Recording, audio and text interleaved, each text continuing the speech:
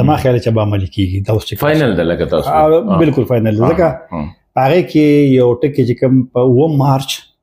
د کورونو چارو یا داخله وزارت بیان وو هغه کې اول هغه فکر چې وا هغه و چې دا چې کوم دوه مرحله اعلان شو د افغان سټیزن کارت شاوخوا ته لکه دی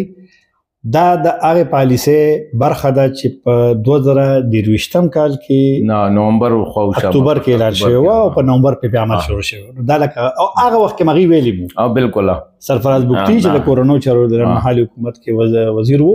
هغه ویلی چې دا به نور دوه او درې مرحله به وي بالکل نو زما خیال چې اوس اعلان شو نو په دې به عمل حکومت کوي ځکه چې په دې کې فیصله کې د سکیورټي اسټابلیشمنت او د امنیتي ادارو یو ډیر زیات رول دی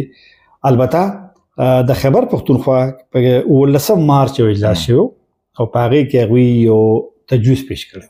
په سره خو صوبایي حکومت نشي کولی تجویز دا و چې د اختر چټیا دي زری نور مسلې مې د پیسو مسله وا چې پیسې اداګي دا نظر د مرکز مسله ده نو پیسې به مرکز ورکړي او وزیر اعلی ته بدی او سمري دا تګ را تګ ما چې کوم نه نه کیمپونه جوړول او کیمپونه هغه چې کوم هغه کار کې دا میاشتې ډېر میاشتې لګي هغه ډوډۍ وسنګ څوک ورکړي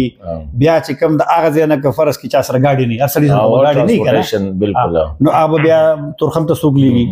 نو ټرانسپورټیشن دی لاجستیک مسلې دی او دا کمپیوټر په سوق کول تک دی دا رجسټریشن په سوق کوي هغه پیسو مسله مرکز سره نو زما خیر ځنې ټکنیکی مسلې خروج بیا د معلومات دادي چې اعلان خو شو